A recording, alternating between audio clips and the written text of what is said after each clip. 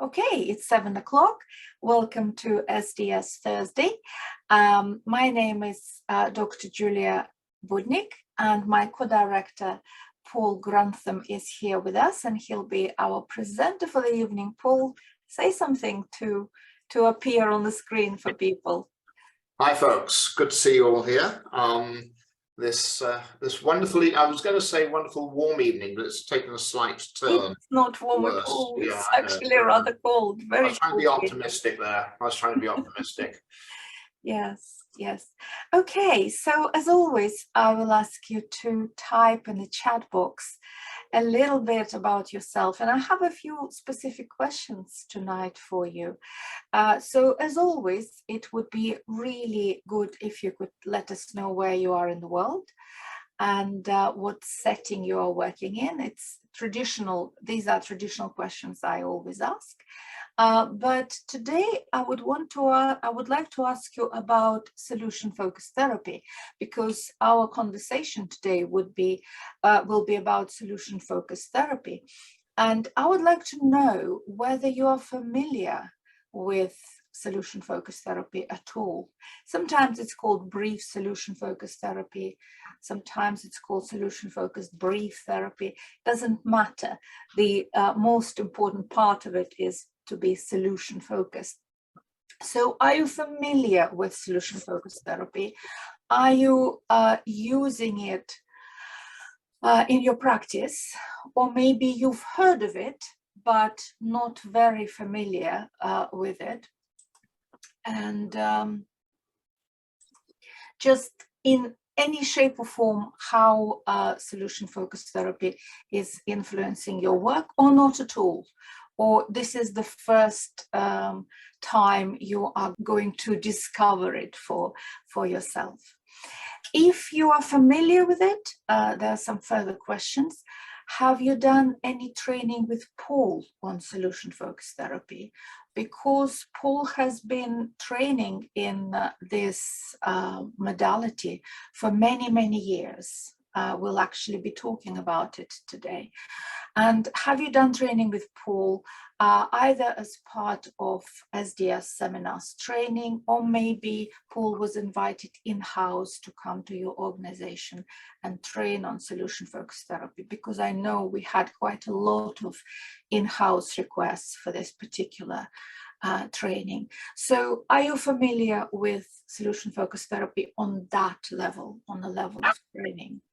And if you are using it, again, I'll be very interested to know with what kind of clients you're working and using solution-focused therapy. With young people, with elderly people, with adults, with depression, with addictions, what kind of clients you think, in your experience, solution-focused therapy works best for? So if you just keep typing and try to answer these questions. And as always, my traditional question is whether you've done SDS Thursdays before, or whether it is your first one, and whether you've done any SDS training courses with us, either live or online. And also, how did you hear about us? For all the first comers, I'm very interested. How did you discover SDS Thursdays? What brought you here? That would be very helpful for us in terms of planning our promotions, advertising, and so on. If you're watching us on YouTube, if you're catching up with this event, not live, but on YouTube, I will be also very grateful if you put a like under the video, because it will help YouTube to promote this video, and also to answer these very questions in the comments under the video, so we could know who is catching up with us on YouTube and how did you discover us. Okay, let me welcome Paul Grantham, our presenter for tonight, and just tell you a little bit about tonight's event and how this whole event came about. The secret is that Paul was one of the very last lucky people who actually trained with Steve DeShazer, the creator of solution-focused therapy. And Paul attended probably the last training Steve DeShazer ever delivered, and Steve passed away quite shortly after that. I think on the plane, didn't he? So my first question to you, Paul, tell us a little bit about history of solution-focused therapy and of your personal experience of training with Steve DeShazer. That probably will be a fantastic introduction to tonight. Yes. Okay. So I was part of the last cohort that did any training with Steve. He sadly died a couple of days afterwards. I basically had sort of read quite a lot around his work, but I don't think at that stage I'd actually seen any of his videos where he was working with clients, really.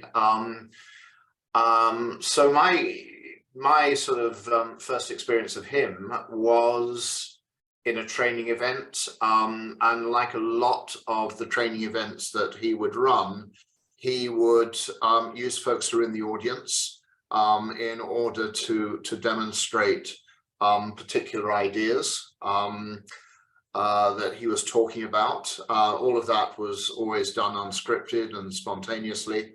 I remember asking him a question at the time, which was, I can't remember the exact question because obviously it's a long time ago, but it was something along the lines of what he thought was what were the similarities and differences between solution-focused work theoretically and actually doing it in practice with clients. And I still remember the look that he sort of gave me when I asked that question, which was something along the lines of, the question doesn't really compute.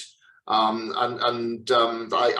understand that a lot more now than I did at the time, and I think it illustrated my naivety really and inexperience at that particular point. It was a great time training with him. It was equally certainly a shock when we heard just a couple of days later that he died. I have to say, in retrospect, he was not looking that well when I actually saw him, but you know, it's like anyone that you haven't seen before, you're not quite sure how they look normally. But you know, at the time it crossed my mind that he didn't look that well. Yeah, it was a great shock. His wife and co-developer of solution-focused work, Insu Kimberg, basically continued his work for about 18 months after he died, and then sadly died herself at that particular point. Just to give people some perspective on the time, Steve DeShazer died on the 11th of September 2005. Yeah. So we are talking about what, 18 years ago. Wow, right? Yeah. So it was a long time ago, wasn't it? Yeah. So tell us why you've decided to go and train with him, why you wanted to know more about solution-focused therapy, and what is solution-focused therapy for people who are not familiar with this approach. Give us just a little bit of that. Well, if I can say first of all why I got drawn to it. The single biggest influence on my work is undoubtedly CBT, but there are certain things undoubtedly that CBT has very little to say on, and I would say that's particularly the case over process issues. So there's a massive gap on process issues, and it immediately struck me that actually, from what I'd read, solution-focused therapy was near enough all process and very little content, actually. So in a strange way, the exact opposite. So I was partly drawn to it to fill a gap. I like the way he wrote. I found his writing very inspirational. I found it quite funny as well on occasions, and insightful. And I guess it's like anybody that you read that is stimulating to read them, you think to yourself, my goodness, they must be even better live. And indeed he was. I also, just generally speaking, I'd already had something of a concern about two things really from other modalities. On the CBT side of things, I had some degree of concern about how linear it was and what you did when you had clients that weren't linear. And by that I mean where there were motivation and commitment issues, for instance, and I should have mentioned, I have a long-standing interest in client motivation.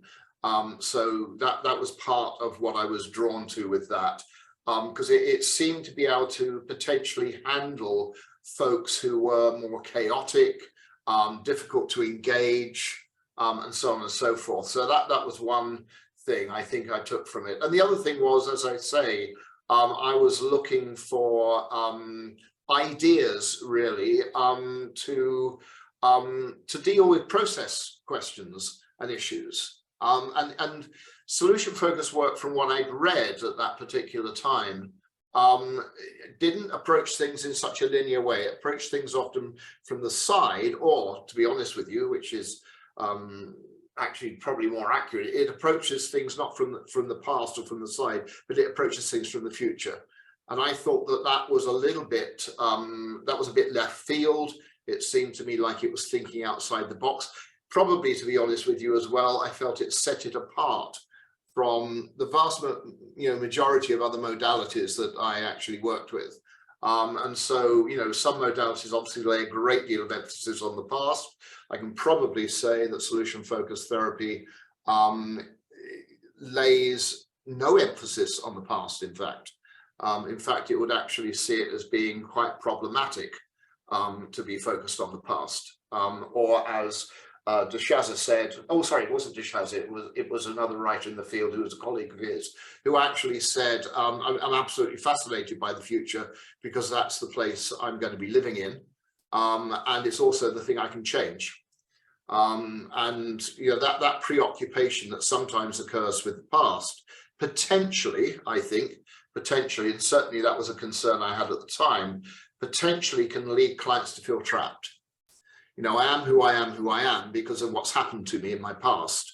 How do I get out of that? And I think that this provided a quite radical and alternative way of approaching the issue. So I suppose the other thing I should say here, which is connected with what I was mentioning about motivation, is that I think it's incredibly powerful as a way of working for dealing with people who are stuck. Or feel that they're stuck, or they can't change, or they are permanently damaged and that there can't be another them, or it's an incredibly, all they can see are the obstacles that are in the way of trying to create that change. And I think this approach provides a really fabulous way of sort of bypassing that particular issue, really. Yeah. Thank you. I remember our seminars, the very first seminars you run on solution-focused therapy, and there were hundreds of people in rooms all around the country. And I remember the feeling of just the sense of good mood in the room, if you know what I mean. The sense of uplifting, positivity, hope, fun, lots of people were saying it was real fun. Is it to do, maybe it's to do with you because you're just such a fun person, but is it actually, would you say that it is actually intrinsic to this approach, to this modality, the sense of hope, the sense of fun, the sense of future? Would you agree with that?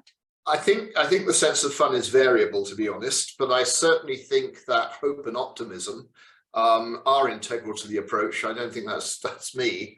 I think it's the approach. I would have to say it is probably the only modality that I've ever worked with where I can near enough guarantee that mood at the end of a session with a client is higher than when it started. I don't want to make it sound like it's a panacea and that automatically always continues, but it gives it, I have to say that with using this approach, I can't remember a single session actually with using this approach with a client where the mood is heavy or as depressed or even more depressed than it was when it started. Can I just say, I think, as I say, with my interest in working with poorly motivated clients, working with poorly motivated clients is not easy. It can be pretty draining and it can be pretty depressing for the therapist when you feel as stuck as your client very often. And I think that this particular approach, again, is a great antidote to that. I should add, by the way, that although the approach can be used as a modality in its own right, it also integrates quite well in a variety of ways with other modalities. So it lends itself in many ways to being cherry picked.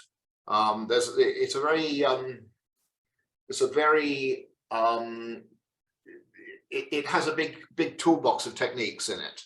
And so you can to some extent pick and choose and integrate it with whatever modality you're working with. And I think that's useful, as I said, because if you're looking for things to deal or address process problems that are around with clients, I think it's a great addition, basically. Well, you've mentioned motivation several times. And I remember, again, at the very first seminars we were running, lots of people were questioning you, what is the difference between solution-focused therapy and motivational interviewing? Because some people were saying it's the same thing. Some other people were saying, oh, it's just problem solving. It's nothing new, it's problem solving or goal setting. So can you just take us through the differences and maybe similarities between these different approaches? So motivational interviewing, problem solving, goal setting. Right. Okay. Well, there's an argument to be made, which is, I think, an argument that I've made myself, that actually solution-focused therapy is motivational interviewing with a much bigger toolbox. So it's got a much wider range of things that you can bring to bear. It's also got a different underlying philosophy, I think. So although it shares certain similarities with MI, in the sense, for example, that it is primarily focused on where the client is going to, and much less focused on where the clients come from. There are other influences on the way in which I think it's developed from motivational interviewing. So, for instance, the two things that I would probably highlight as being some of the differences in terms of its influence, top of the list undoubtedly is systems theory. So it has a lot of influence on its development coming from systemic family therapy, and indeed de Shazer and Insoo Kim Berg were both systemic family therapists and operating as social workers before they developed this. And the other influence, which I'm always a bit wary of mentioning because people have sort of gut reactions, good or bad, to this, but so I would ask you when I do mention this that you don't have a negative reaction to what I'm about to say, but it is also quite influenced by certain elements of hypnotherapy as well. There are aspects within it which I think are about helping clients to engage in some form of magical thinking, which I actually think is extreme. Some people say, oh my goodness, magical thinking is not good. But actually, if you are feeling stuck and you don't know where the hell to go, and you think that where you are is the only place that you can be honest with you, to be able to make shifts, you need to be able to think more magically. You need to be able to think about things and feel things and do things which you're not currently experiencing, and which maybe you've not experienced at all in the past, or that you're not aware of, at least, that you've experienced in the past. So in that respect, it has similarities, but there are also major differences. But I think to be honest with you, the biggest difference is really on the range of techniques and ideas that you can practically use from it. Yeah. Now, with regards to, sorry, you mentioned goal setting and problem solving. Problem solving. Let's deal with the problem solving bit first of all, because this is, in my opinion, a very, very common misunderstanding. Solution focused therapy is not problem solving. In fact, it would argue that problem solving is about identifying obstacles and then looking at how to deal with those obstacles. And that is not what solution focused work is about. Although Insoo Kim Berg said when she was trying to make this particular point, it's not so much problem solving, it's more about solution solving. So the focus is on where you end up, not on the path of how you get there. And I do appreciate that for most people who are trained in a different modality, that sounds like a really odd idea. You know, how the heck can you construct, you know, where you want to go to, unless you can work out a route to get there? It bypasses that particular issue and indeed sees the idea of trying to problem solve obstacles as actually being problematic in itself. So that's sort of, I think, probably the primary difference there. In terms of goal setting, I think that one of the sort of issues that's worth mentioning is that there are similarities between goal setting and solution focused work in the sense that they both are interested in helping the client to orientate to where they want to get to. So in that respect, they're identical. But I've used a particular term here, which is orientate towards. But I think that's probably where the similarity ends, in fact. And indeed, just as I mentioned earlier, that solution-focused therapy is not particularly interested in plotting the exact route of how you get there, which I do appreciate leads people to say, well, how the heck do you know how to get there? And to be honest with you, you're going to have to come along to the 2 days to understand that. But it's unlike I think goal setting work, which tends to break down into component parts the route that you might be taking in order to get somewhere. That doesn't occur with solution focused work. It operates in a very different way. And what's the way? Sorry? What is the way, the different way? Well, without giving too much of the game away. Well, don't give us everything, but something. What can I say without giving the game away?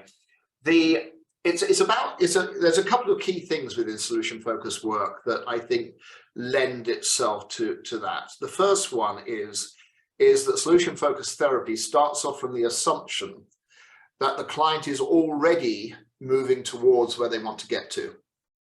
So in a sense, part of what therapy is about helping the client to see what it is that they're already doing, and to help the client to see what resources they are already bringing to bear on things, and to be blunt with you, using them more frequently or in a more skilled way. So that's sort of one particular aspect to it. I think another one, which is not highlighted, I don't think, in the literature as much as it should be, is that solution focused work shares a very strong link with some neuropsychological work that was being conducted in France in the 1990s, which I know already sounds a bit left field.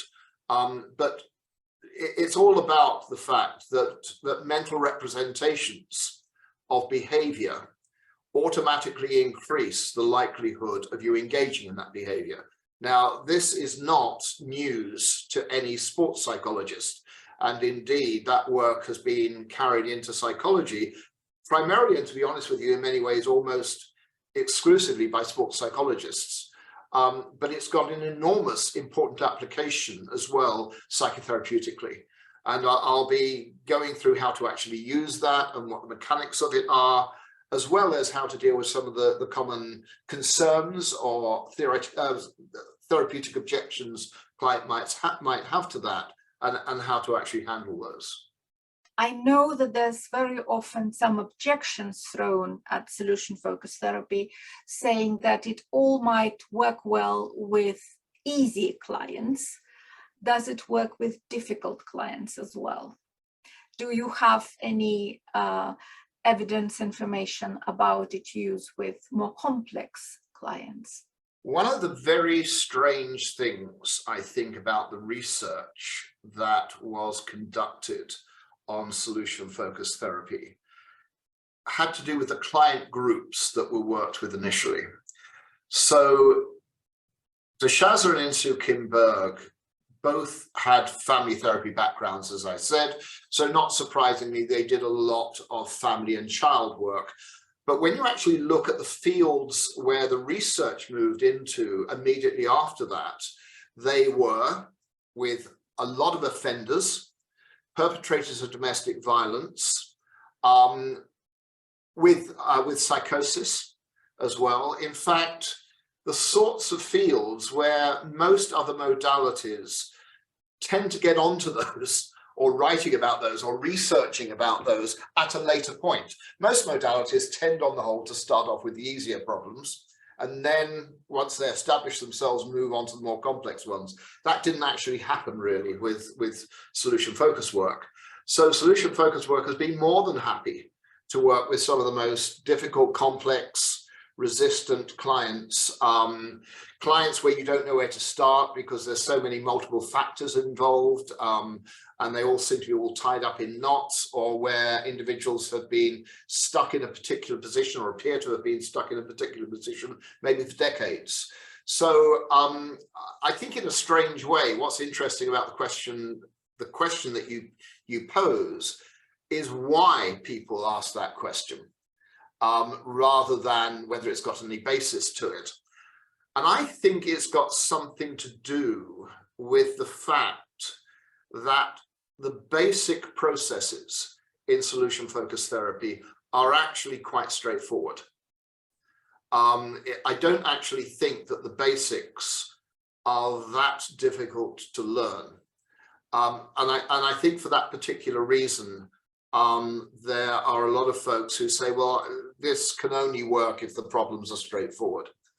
Although I think the basics are very easy to learn, I think the artistry and the nuance of how to use it, I think the strategic direction that you go in with certain problems gets more complicated.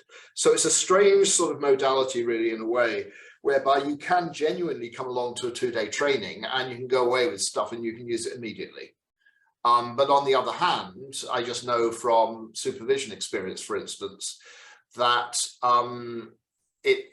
that's a great place to start, but that, you know, it's like all therapists need to learn the subtleties and the nuances and the complexities of actually using it, which are then required, I think, with more complicated cases.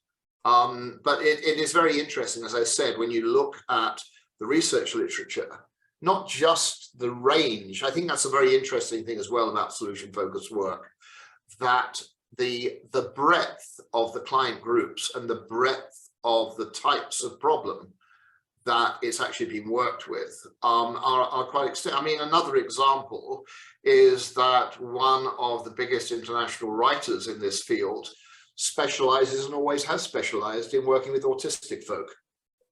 You know, the number of times I might come across, you know, supervisees, if we're talking about a different modality, who will say, how do I adapt this to working with folks who are autistic? Or can you use this approach with folks who are autistic? And that, strangely enough, is not a major pressing problem for the majority of solution-focused work. There's one particular element in it where you have to adapt quite substantially, but the vast majority of it actually works particularly well, actually, with some of the thinking that's around for folks who are autistic. So yeah. Well, you anticipated my next question, because I was going to ask you what age groups, what type of problems this is effective with. Because, as you know, we have lots of people who train with us, who work with children, who work with adolescents. How does it, can it be adapted, or does it need to be adapted? Maybe it can be used straight away with those age groups. Okay, well, let's start off with looking at children. You know, if I start off with what tends to be the sort of general consensus around in the CBT field, for instance, which is that, and this is very broad brush, but that with CBT you can work with children typically from the age of 8 and upwards, and that below that you would need to be working with typically with parents or staff and working through them. Solution focused work happily works with younger children. So basically the degree of cognitive conceptualization that's required is actually, strangely speaking, less. So much actually of solution focused work is actually quite concrete. And I think that lends itself very well to working with younger children.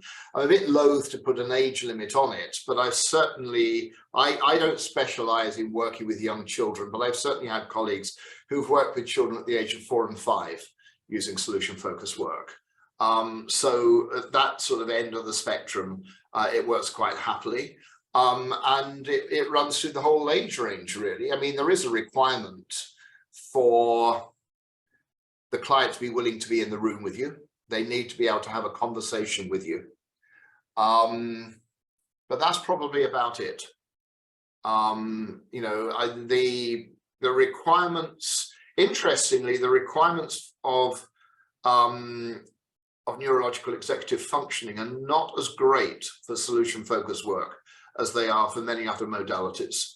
So issues like memory problems, for instance, are much less of an issue using this. So anyone that's working particularly with older people, for instance, or can I also hasten to add, anyone that's working with you know, neurological deficits of any age will be able to use this quite, I can't say quite happily, but much more happily than they might do with a lot of other modalities. Yeah. Thank you. And another question quite linked to this. Obviously, lots of people who come to our courses are training in CBT. Right. So if they're training in CBT, why would you say they need or should or probably need to try or want to try to also use solution focus elements? So the first thing to say about this is that there are lots of aspects of solution focused work which are, first of all, quite behavioral. I don't mean behavioral in the traditional sense, but they have an interest in doing. So there's a lot of stuff around the solution focus. So from a behavioral perspective, it will feel familiar. Secondly, I think, again, in common with CBT, this is not a modality, as I said, that's preoccupied with the past. I think possibly one of the slight differences is that CBT is probably primarily preoccupied with the here and now, and solution focused therapy is probably primarily preoccupied with where you're going to. But neither of them tend to get immersed enormously in the client's past, really.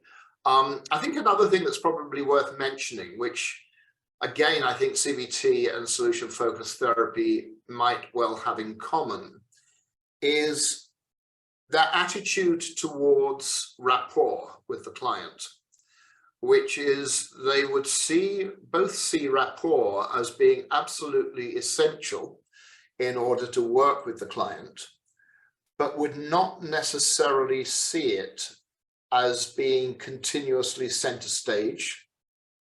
I think they would see it as an essential and necessary aspect of therapy rather than being the primary technique. And that I think is something which I think a lot of folks with a CBT background will be familiar with. And I think one of the implications of that is solution focused work, generally speaking, would see the necessary rapport that is to be built with the client almost invariably occurring within the first session.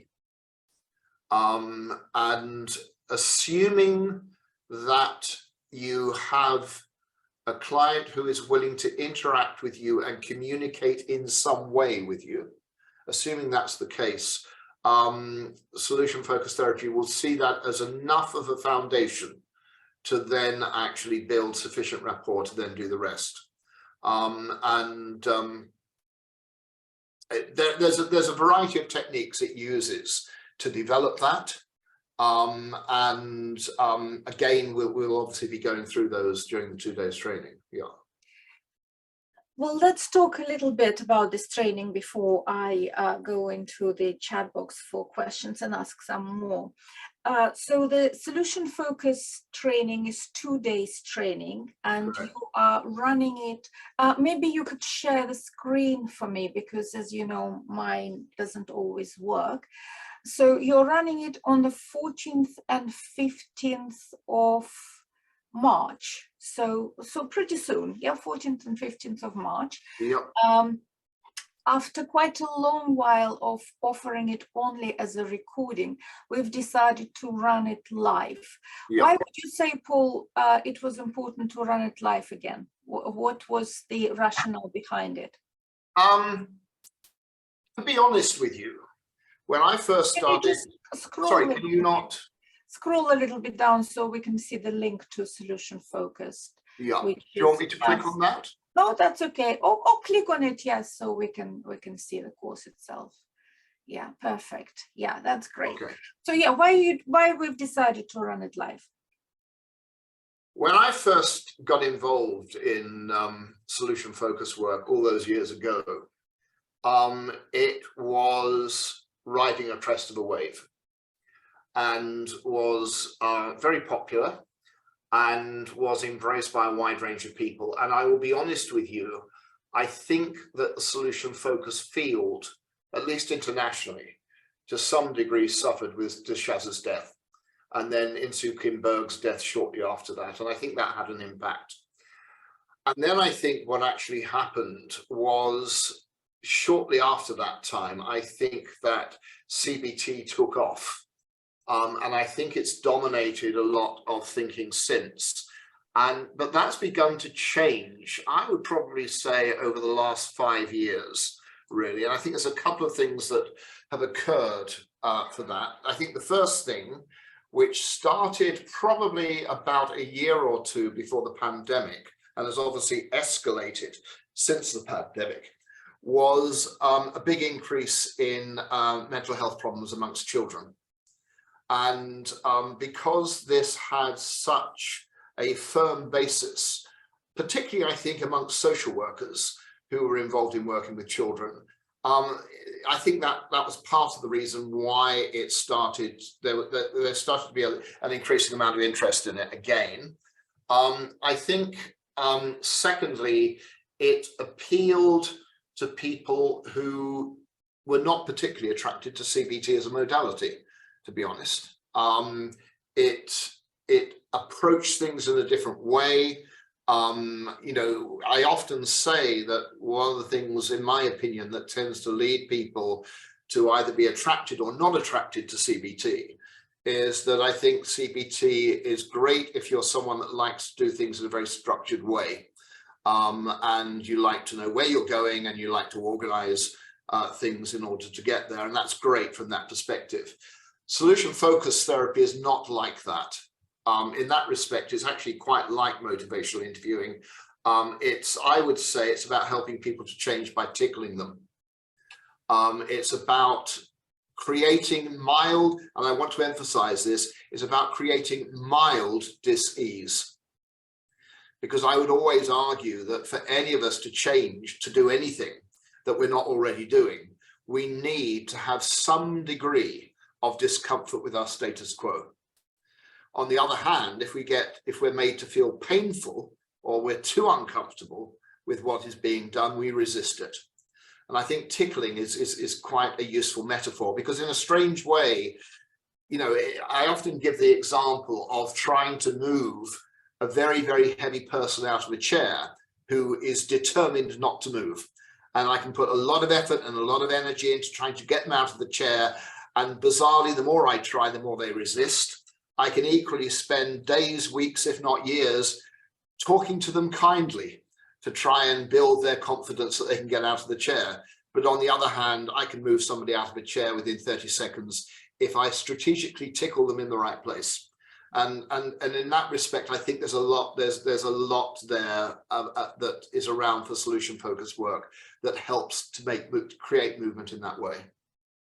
Okay. And of course, people laugh, don't they, when they're tickled?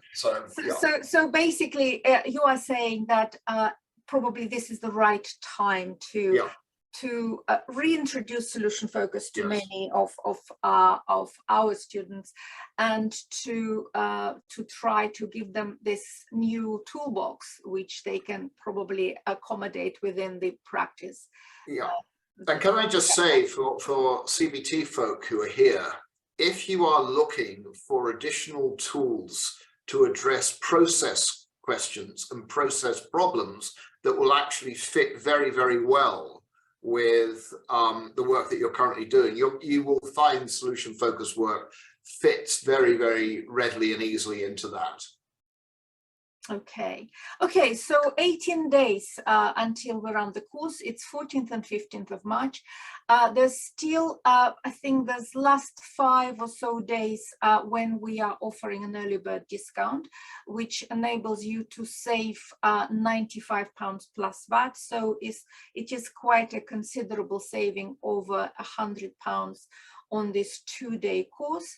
And obviously, if you can't make the days, you're always getting a recording after the course, and you can always watch it as a recording, or attend one day and watch the second day as a recording. I can't recommend it highly enough.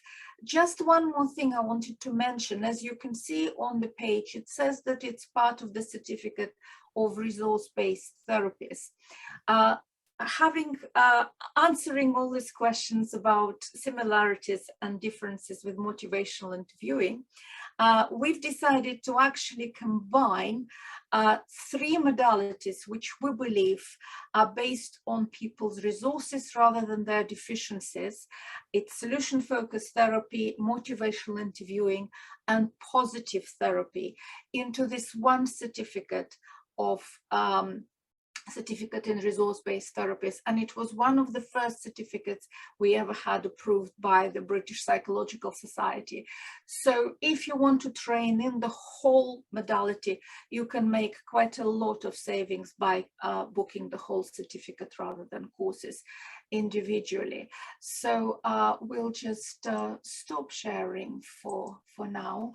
And Paul, there are some questions in the chat about what would you recommend to read as an introduction to solution-focused therapy?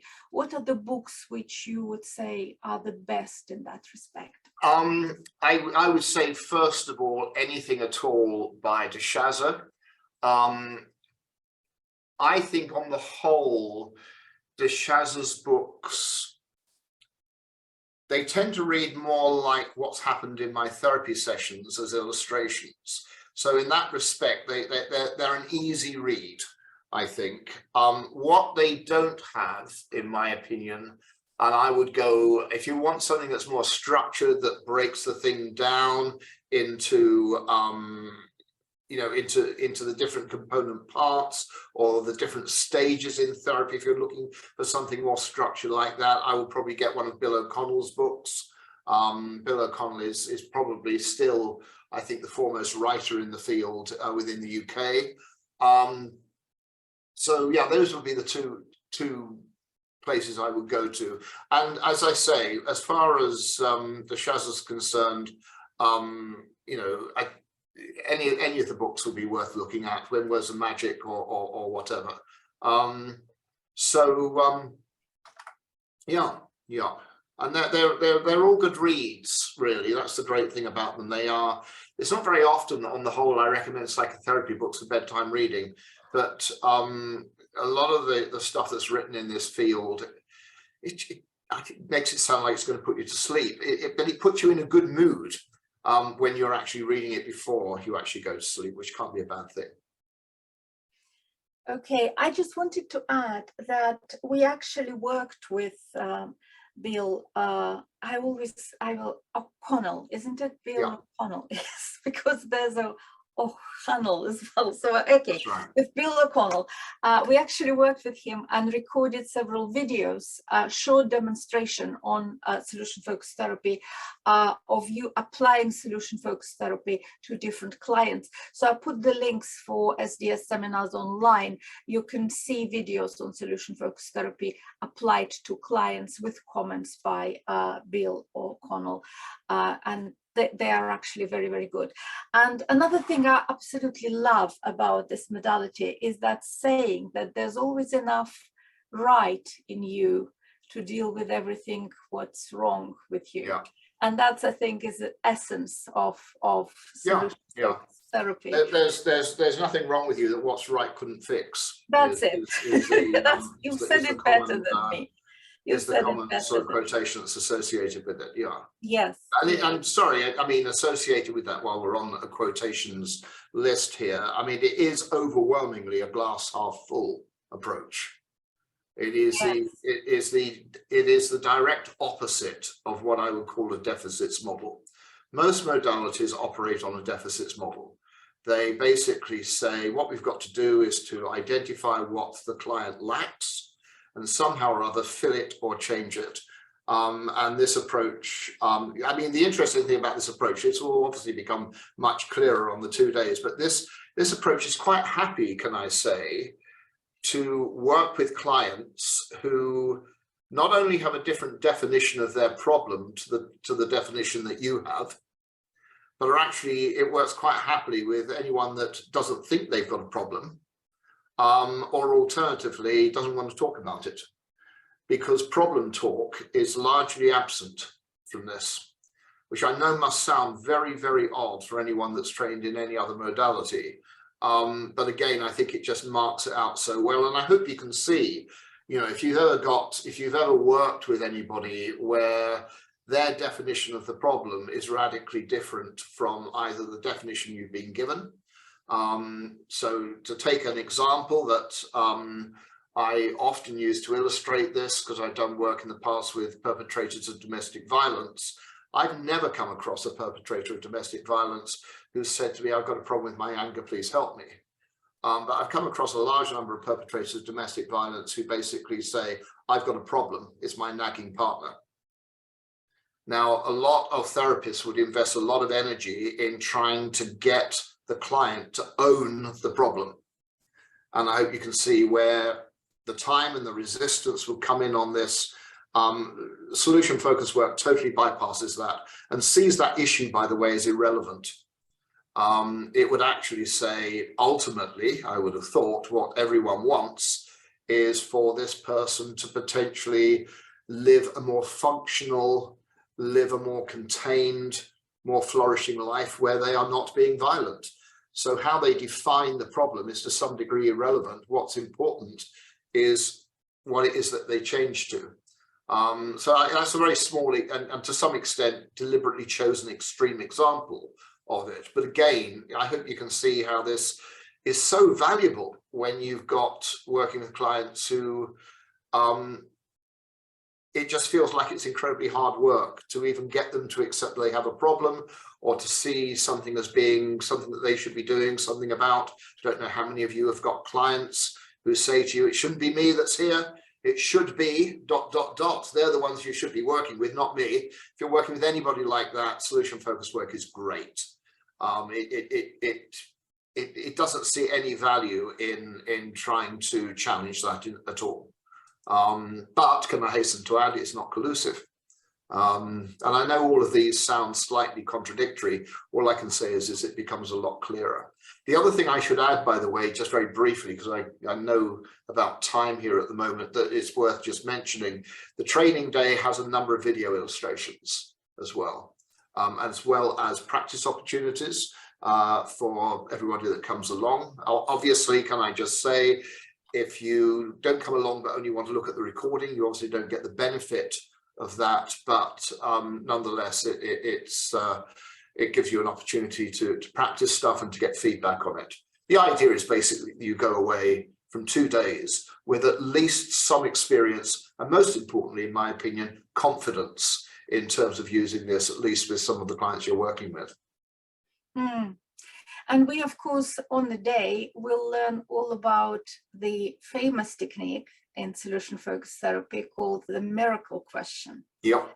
I mean, you were talking about solution focus sort of being based a little bit on some sort of magic or something magical happening in the room. And the miracle question is definitely one of those techniques. And in my own experience, I once used it just with a friend. I asked her a miracle question. She described her miracle to me, and then 2 years later she sent me an email saying, believe it or not, but everything I described to you happened in my life. So it really does this amazing things, this miracle question. Can I just very briefly say with that, although it feels like it's magical, there is a very strong underlying neuropsychological basis for it, which I'll be describing. So I know it sounds like, don't know, that sounds a bit dodgy. Can I just say there is a clear logic and empirical underpinning for why that works, basically. Yeah. Absolutely, of course. I'm just trying to create some mystery around it. Sure. But there's nothing magical about it. It is very, very firmly based in neurology and neuropsychology. There are several questions about using solution-focused therapy with various types of clients, ADHD, intellectual disabilities. I think you've already touched upon it very briefly, that it actually enables to bypass lots of difficulties. So if you want just very briefly to reiterate the point. Please. I would say that the person with the learning disability, if they are able to describe a behavior, then they can respond well to this. And there are even some instances where if they can describe a behavior in a drawing, I have seen this being used in that way. As I said, that's also being used with much younger children. It's not an area of specialty of mine, but I certainly know of colleagues who use it in that particular way. So yeah, I mean, I can't say that this is usable with every single person, but it has a breadth which I think in many ways, it has a breadth which is not shared by many other modalities. And also in addition to that, doesn't require much adaptation either when you're using it with what are often seen as much more difficult or challenging client groups. And I want to finish with the question from Edison, who with sort of a little bit tongue-in-cheek asked you a very solution-focused question. Right. So Edison says, so Paul, before you came on air to this presentation about solution-focused therapy, what were you thinking needs to happen by the end of it? So you think it was worth investing your time doing it? Well, it's a very interesting question, because I actually said to Julia before starting that as I was thinking about this evening, I noticed that I was very aware of how I would be behaving differently as a result of doing this evening. And I knew that, I anticipated and knew that my mood would rise and that it would lead me to behave in a more enthusiastic manner, and that I would be connecting with people, I hope, in a much more energized way. So it's very, and now I think it's a very good example that you've actually taken, because if you were to say to me, well, Paul, how did you plan to get there? I wouldn't have been able to say, but I had a pretty clear idea about the way I'd be behaving. And I think that illustrates the power of the approach very well. So it's not a bad question to ask, Edison. It's a good question. No, I think it was an excellent question. Yeah. And clearly shows that Edison has a pretty good grasp of what solution-focused therapy is about. Yeah. And I genuinely, truly hope that you will give it a try, because of all our courses, I shouldn't really be so partial, but of all our courses, it's one of my absolutely favorite courses, and it genuinely always lightens up the room. And try it for yourself, and then see if you can use it with your clients. So we'll be finishing here. As always, you are very welcome to unmute yourself and say your goodbyes, or type your goodbyes in a chat box. And I hope to see you on the course on the 14th and 15th of March. And our next Thursday is on the 9th of March, and that will be on OCD. Okay. So hope to see you then, and take care until then, and be well. Bye. Thanks. Thanks. Take care, folks. Look after yourselves. Thanks very much. Bye-bye.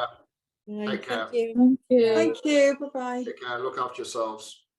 Thank you. Bye now. Thank you. Bye. Thank you for all your comments. Thank you. Yes, thanks.